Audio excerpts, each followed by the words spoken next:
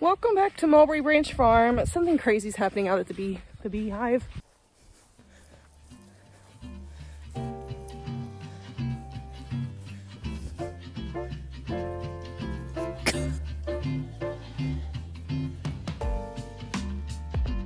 know you want to see him, but you make her uneasy. Gonna eat my fingers? Can't take it when there's new ones, huh? You've got to be the newest little baby. You've got to be Mama's baby, huh? No one else can be Mama's baby. Just Bright Eyes. Oh, yes. Just Bright Eyes. Oh, my. And June. June can be Mama's baby, too.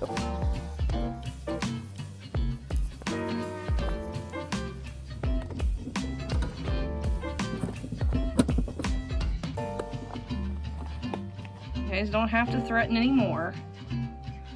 There's in here that are trying to set nests.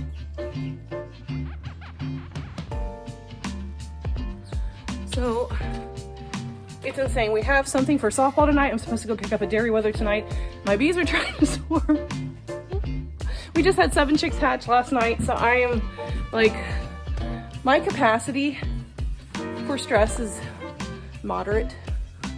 I'm like way up here right now. So, well, I was gonna come out here today and check the bees to see if we had any swarm cells. And as you guys can see on the front of the honey locust hive, they're swarming right now, and actually their swarm is they might have 2 swarms come off of this, but their swarm that I would still love to catch, but of course they're somewhere high, is actually up here. It's right up in here. So I am going to watch this, guys. I really hoping I might be able to put out a box over here with like honeycomb and see if I can get them to come into it. But this is just mismanagement on my part. I was watching them earlier and I was like, man, they got a lot of activity going on, and it's because they're swarming. And I don't think you guys can still see it, but it's up here in this tree. There might be another swarm getting ready to happen because there's still a ton of bees on here. June, and run, baby. I think the dog's getting a little bit of the bees. So I actually think we might be getting ready to have a second swarm, but we've got one up there already.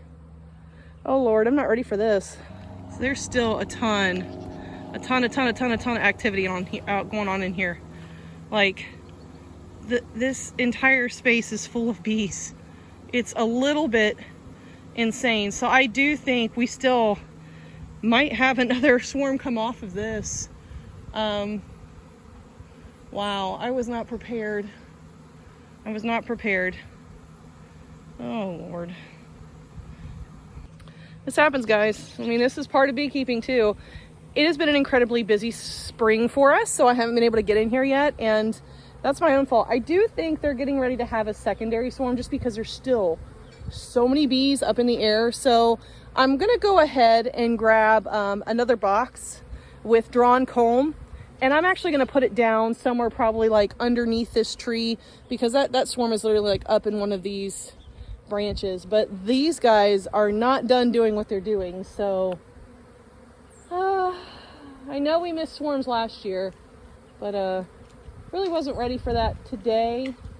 But I should have known there was a lot more activity on this one this morning. And I was just telling Mark, I'm like, I really need to get in there to see what's going on, because I feel like we're on the midst of swarm season. It's happening right now. I just really wish they weren't up there. And it's supposed to be somewhat cold. So I'm gonna go and get a box. I really wish they weren't so far up in this tree.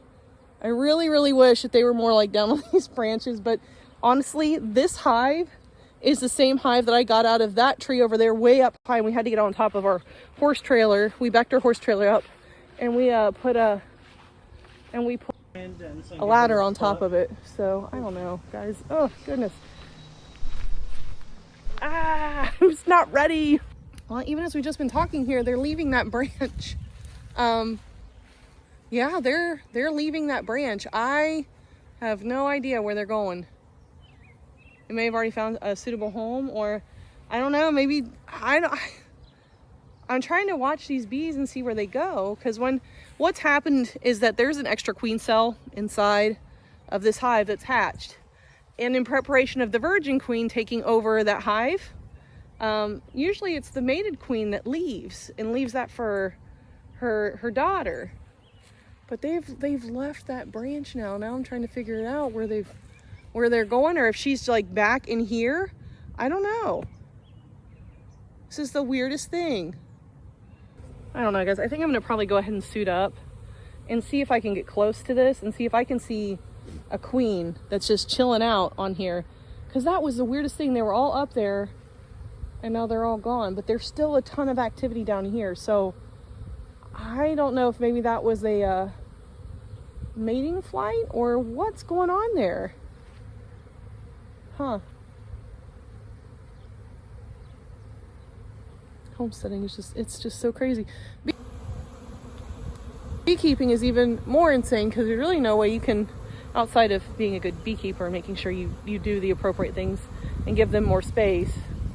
I guess I didn't do the appropriate thing and give them more space and time because we've been so busy.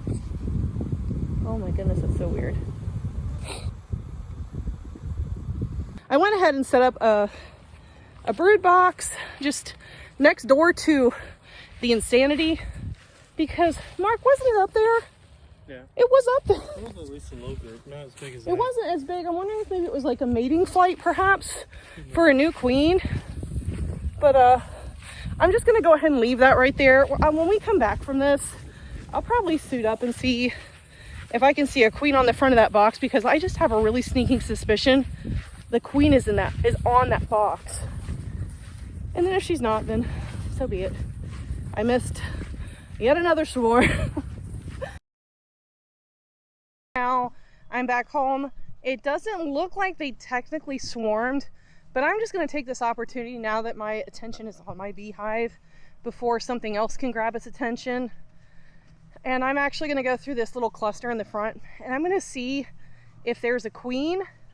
And I might as well go ahead and pop some frames and just do a walkaway split if it seems like they're strong enough. There's literally no reason.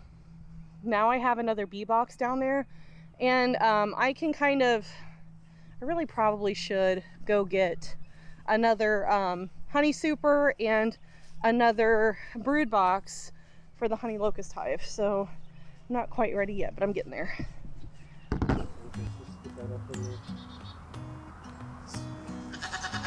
There's a lot of bees in here.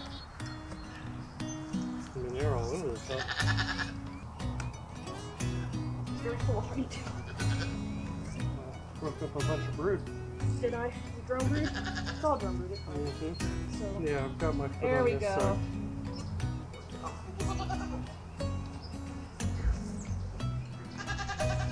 Honey, honey, honey.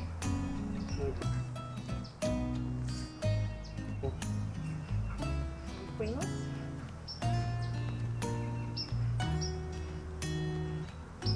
Queen guys? We should be seeing brood already, guys. I mean, there's brood there. There's brood up here. Maybe she's up in here. There is brood up in here. I might just be in there. She might just be up in the top timber right now. So at this point, we are really just diving into this hive and trying to figure out why we saw the behavior that we saw earlier on. We're looking through to see if we can find eggs, if we can see different stages of brood, because all of these things are kind of going to give us a good picture as to what's going on with this hive, if they're healthy, if they have a good functioning laying queen, or if maybe we did see a swarm and that was a mated queen that took off with half of the hive. Now, as we dive in through here more, we notice that there are a lot of frames in the bottom brood box that have a lot of honey. So we're kind of concerned that they're going to be honey bound, which means they're filling up a lot of these brood cells with honey. So then there won't be a whole lot of space for a queen to lay her eggs if that happens.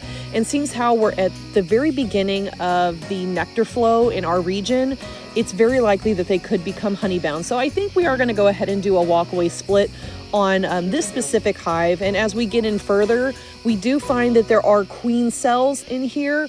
So regardless as to whether there's a queen in here or we're going to walk away with queen cells, we did find a couple of frames that had fresh eggs on them. So there has been a laying queen. So we're just going to do a walkaway split. We're going to leave the cells that we found already formed in the existing honey locust hive, and we're going to give the walkaway split eggs to create their own queen.